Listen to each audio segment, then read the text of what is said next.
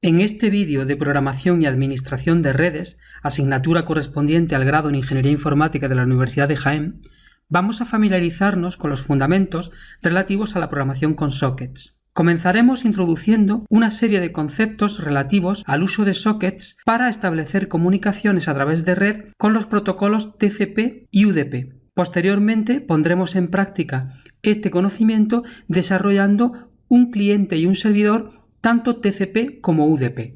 La programación con sockets va a servirnos para establecer una comunicación entre dos procesos, uno actuando como cliente y otro que actúa como servidor. Cada uno de ellos tendrá su correspondiente dirección IP. Aquí tenemos la dirección IP del cliente y la dirección IP del servidor. Estos dos procesos pueden estar ejecutándose en dos máquinas diferentes o en la misma máquina. Estos dos hosts habitualmente se comunicarán entre ellos empleando el paradigma cliente-servidor. Habitualmente, la máquina que inicia la comunicación actúa como cliente y la máquina que está a la escucha esperando recibir solicitudes de ese cliente actúa como servidor. Tanto en la máquina cliente como en la máquina servidor tendremos una aplicación que es el proceso que, empleando los servicios de sockets, van a poder comunicarse entre ellas. El objetivo es que la aplicación cliente y la aplicación servidor puedan comunicarse entre ellas empleando algún tipo de protocolo de alto nivel. No obstante, como sabemos, estos dos procesos no pueden comunicarse directamente entre sí. Es necesario contar con toda la infraestructura que nos aportan las diferentes capas de la pila de protocolos TCP/IP que ya conocemos. Dado que nuestra aplicación se encuentra en la capa de aplicación, la capa superior de esta pila de protocolos, necesitaremos emplear los servicios de la capa de transporte. Estos servicios se denominan servicios de sockets. Como podemos ver, en la capa de transporte tenemos unos puntos de servicio que son estos sockets que aparecen en la parte superior de la capa de transporte tanto del equipo cliente como del equipo servidor. Habitualmente, el equipo servidor preparará un socket en un determinado puerto y ahí quedará a la escucha, de tal forma que la aplicación cliente, empleando los servicios de socket, podrá enviar información a través de la infraestructura de red al socket del servidor. Esta información llegará a la aplicación servidora que, a su vez, enviará un mensaje de respuesta a través del mismo socket que se enviará a la aplicación cliente. Este esquema general de la comunicación mediante sockets varía dependiendo de que empleemos el protocolo TCP o el protocolo UDP de la capa de transporte. Los detalles concretos los veremos a continuación. Dependiendo del sistema operativo y el lenguaje de programación que empleemos, estos servicios de sockets van a tomar una forma u otra. Por ejemplo, en Linux tenemos unos servicios de sockets nativos ofrecidos por el propio sistema operativo que podríamos emplear directamente desde C o C++. En el caso de Windows hay un equivalente a los servicios de sockets de Linux que se denominan WinSockets, cuyo uso es muy similar a los servicios de socket nativos de Linux. Y luego tenemos servicios de socket de más alto nivel ofrecidos, por ejemplo, por la plataforma Java, donde podemos crear directamente objetos que representan estos sockets y operar sobre ellos. Lo mismo ocurriría si utilizásemos la plataforma .NET, y determinados lenguajes de programación también ofrecen en sus librerías servicios de sockets. Podemos utilizar para realizar las prácticas correspondientes el lenguaje y los servicios de sockets que nos interesen. En este vídeo vamos a utilizar concretamente los servicios de sockets del lenguaje Java. Comenzaremos con la programación con sockets empleando el protocolo TCP. Tenemos los dos hosts que van a comunicarse, uno actuando como cliente, el otro actuando como servidor, y en cada uno de ellos tenemos un proceso, la aplicación, que va a actuar como cliente o que va a actuar como servidor. Esta aplicación será la que empleará los servicios de sockets que nos ofrezca la plataforma o el sistema operativo, y dejaremos en manos del propio sistema operativo toda la gestión de los buffers, variables, cabeceras, TCP, etc. Todos los detalles de bajo nivel. Nosotros nos limitaremos a emplear las funciones que nos ofrezcan estos servicios de socket. Analicemos los detalles sobre los pasos que ha de dar tanto el servidor como el cliente. Tendremos Por una parte, el equipo servidor. Siempre hemos de tener un proceso actuando como servidor que esté preparado para recibir información de los clientes. Este proceso servidor comenzará, su primer paso será crear un socket en la máquina local en la que está ejecutándose el proceso de tipo TCP de servidor. Después veremos cómo los sockets, en el caso de TCP, son diferentes dependiendo de que estemos creando un cliente o un servidor. Ese socket de servidor nos permitirá establecer el puerto en el que el servidor quedará a la escucha y a continuación el servidor quedará esperando peticiones procedentes de los clientes, quedará bloqueado esperando esas peticiones.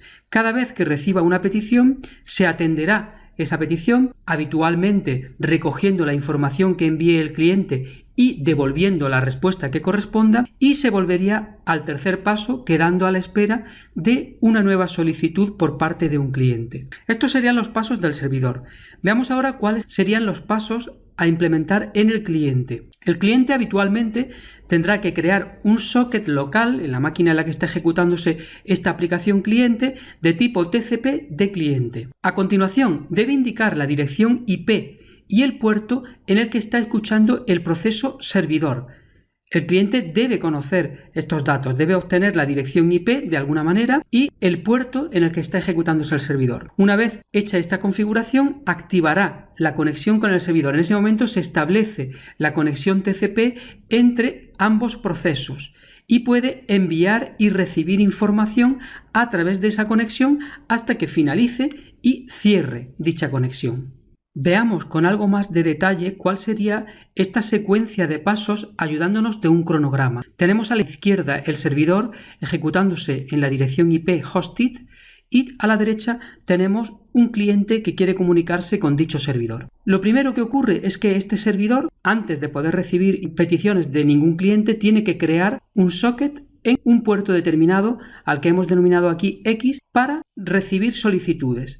Es un socket de servidor, como vemos aquí, en el caso de Java, esta sería la clase de socket de servidor, server socket. Una vez que se ha creado este socket, debe de quedar a la escucha. El servidor, mediante uno de los métodos que ofrece la clase server socket, queda a la espera. En este momento, el programa que actúa como servidor quedaría bloqueado en este punto esperando recibir una solicitud de algún cliente. El cliente crea un socket de cliente. Observa que en este caso la clase no es server socket sino socket. En el caso de TCP, como indicaba anteriormente, la clase a emplear es diferente dependiendo de que el socket sea cliente o sea servidor. Al crear el socket tiene que facilitar la dirección IP donde está el servidor y el puerto en el que el proceso del servidor está a la escucha. Como resultado de la llamada a esta función se establecerá la conexión TCP entre cliente y servidor siempre y cuando obviamente la dirección IP y el puerto sean los mismos en los que se encuentra el proceso de servidor a la escucha. Aceptada la solicitud por parte del servidor, el paso siguiente será que el cliente, empleando el socket que ha creado, envíe algún tipo de información al servidor, normalmente un comando, algún tipo de petición. El servidor recogerá la información del socket de conexión que le ha enviado el cliente, preparará una respuesta y empleando ese mismo socket de conexión la enviará al cliente. El cliente recibe la respuesta y en este caso cerraría directamente la conexión con el socket porque no tiene más peticiones que realizar. El servidor, al detectar el cierre del socket, volvería otra vez a quedar a la espera de una nueva solicitud. Un aspecto importante de la comunicación entre cliente y servidor al emplear TCP es que la dirección IP del servidor y el puerto se establecen únicamente al abrir la conexión TCP. Las posteriores comunicaciones no tienen que volver a facilitar esta información y el servidor, una vez que ha recibido la petición, puede enviar información al cliente sin necesidad de conocer ni su dirección IP ni su puerto. Esto es debido a que cuando se abre una conexión TCP, se abre también un flujo de comunicación entre cliente y servidor. En este esquema podemos ver representado esos flujos de comunicación a través de un socket. Tenemos un proceso, en este caso es el proceso cliente, y este proceso puede tener múltiples flujos de entrada-salida activos. Por ejemplo, tenemos un flujo de entrada procedente desde el teclado y el correspondiente flujo de salida hacia el monitor. Este es el dispositivo al que habitualmente llamamos consola y podemos tanto leer del teclado como enviar información al monitor. Por otra parte, tenemos un flujo de entrada-salida correspondiente al socket TCP que tenemos abierto con el servidor. Esto nos permite tomar cualquier información que hayamos recibido, por ejemplo, desde el teclado procedente del cliente, y enviarla al flujo de salida correspondiente al socket cliente TCP. Esta información que escribimos en este flujo de salida se enviará a la red y desde la red llegaría al correspondiente servidor. El servidor nos respondería y recibiríamos su respuesta desde la red. Este flujo de respuesta es el flujo de entrada del socket cliente, este flujo de entrada del socket cliente en nuestro proceso cliente. La información que recibimos de este flujo de entrada podemos enviarla directamente a el flujo de salida que representa el monitor. Por tanto, un socket TCP siempre tiene asociado un flujo de salida y un flujo de entrada que nos permiten comunicarnos de forma bidireccional entre servidor y cliente. Conociendo los conceptos fundamentales sobre la programación de sockets TCP, pasemos ahora a ver en la práctica cómo crear tanto un servidor como un cliente que empleen dicho protocolo para comunicarse. Puesto que vamos a desarrollar los ejemplos utilizando Java, lo primero que deberías de hacer sería abrir una consola y comprobar que tienes el compilador de Java instalado. Para ello, introduce el comando javac con la opción Version. Deberías de obtener la versión de Java que tienes instalado en tu ordenador. Aunque en este vídeo estamos utilizando una consola símbolo de sistema de Windows, el proceso que vamos a describir sería exactamente el mismo para Linux o Mac OS. A continuación vamos a abrir un editor de texto. Aquí tenemos una ventana de un editor de texto cualquiera y vamos a ir introduciendo el código de nuestro servidor, cuyo objetivo será recibir del cliente una cadena de caracteres, convertir esa cadena a mayúsculas y devolver el resultado. Lo primero que vamos a hacer va a ser incluir al inicio del módulo de código fuente una serie de importaciones de módulos Java que vamos a necesitar para nuestro programa. Concretamente, los servicios correspondientes a entrada-salida, los servicios de red, en este caso los sockets TCP, y por último una serie de clases de utilidad. Este módulo contendrá una única clase a la que vamos a llamar MyUseServerTCP. Ten en cuenta que el archivo de código fuente tendrá que tener este mismo nombre, MyUseServerTCP, respetando el orden de mayúsculas y minúsculas, y extensión .java. Vamos a introducir la función main con la cual tienen que contar toda aplicación estándar de Java. Esta función main, como podemos ver aquí, será pública, estática, tiene la firma habitual de la función main de cualquier aplicación Java. A continuación vamos a crear un server socket, puesto que estamos creando el servidor TCP, creamos un objeto server socket y establecemos el puerto TCP en el que el servidor va a quedar a la escucha, en este caso el puerto 6789. El resultado de crear este objeto server socket lo guardamos en la variable socket acogida. Antes de iniciar el proceso de escucha y quedar a la espera de recibir solicitudes por parte del cliente, vamos a mostrar un simple mensaje por la consola indicando que el servidor queda a la escucha. Dado que el proceso de atender solicitudes de clientes se va a repetir a lo largo del tiempo, vamos a introducir todo el cuerpo dentro de un bucle sin fin. Como podemos ver aquí, tenemos un bucle while sin fin. Y dentro de este bucle vamos primero a invocar al método accept de la clase serverSocket. Este método lo que va a hacer es quedar a la escucha en el puerto 6789 del servidor hasta que llegue algún tipo de solicitud. Una vez que se reciba una solicitud de cliente, el socket de conexión correspondiente quedará almacenado en esta variable. Esto nos va a permitir a continuación comunicarnos con el servidor, pero para ello lo primero que vamos a hacer es crear un objeto que nos permita tanto leer información del flujo bidireccional con el servidor, ese flujo, el flujo de entrada del socket lo obtenemos con el método getInputStream, lo facilitamos a la clase scanner que es una clase de utilidad que nos permite leer cualquier tipo de dato de un flujo de datos, y almacenamos en la variable entrada cliente el objeto resultante. De forma análoga vamos a obtener el flujo de salida del socket, flujo que nos permitiría enviar información mediante este método getOutputStream, y en este caso facilitamos ese flujo de salida como parámetro a la clase printWriter, que es otra clase de utilidad que nos permite escribir información en ese flujo, y almacenamos el resultado en la variable salida cliente. Disponiendo de estas variables, ¿qué vamos a hacer? Vamos a obtener del cliente la línea que nos hayan enviado. Para ello invocamos al método nestLine del flujo de entrada del socket. Obtenemos la cadena de caracteres que nos haya enviado el cliente y la almacenamos en esta variable, en cadena.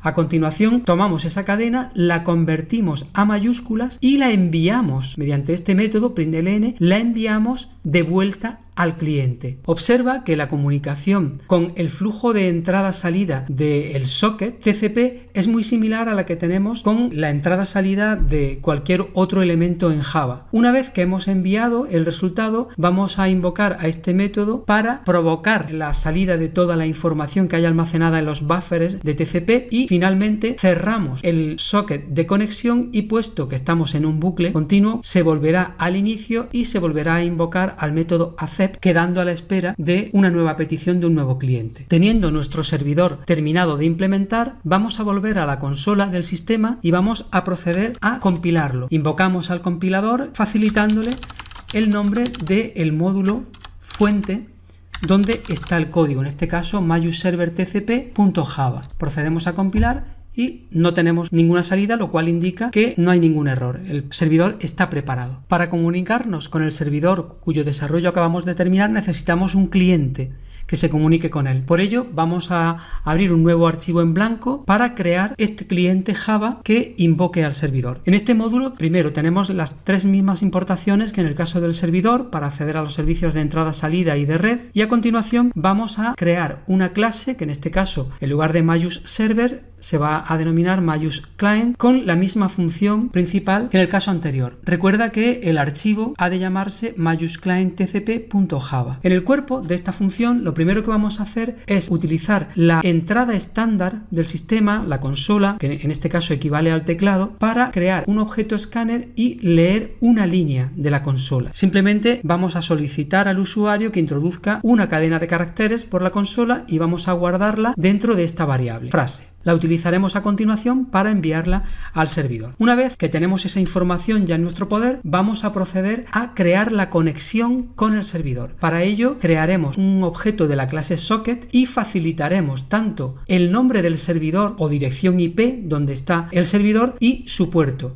En nuestro caso, como vamos a comunicar los dos procesos estando en la misma máquina, utilizamos el nombre localhost, pero podríamos emplear un nombre de un servidor siempre que estuviese registrado, o bien la dirección IP donde esté ese servidor. Este objeto socket, una vez que la conexión se haya establecido, lo tendremos almacenado en esta variable, en socket cliente. Como hacíamos en el caso del servidor, este socket, una vez establecida la conexión, tiene asociado un flujo de salida, el getOutputStream, que lo vamos a utilizar para crear un objeto printWriter que nos permita enviar información al servidor. Lo guardamos en esta variable. Y también tendrá un flujo de entrada que obtenemos con el método getInputStream. Lo usamos para crear un objeto escáner que nos permitirá leer la información de vuelta por el servidor, y guardamos este objeto en entrada servidor. De esta forma tenemos ya tanto el socket como los objetos que nos permiten leer y escribir del flujo de datos asociado a ese socket. El paso siguiente, vamos a tomar la cadena de caracteres que obtuvimos del teclado y la enviamos al servidor.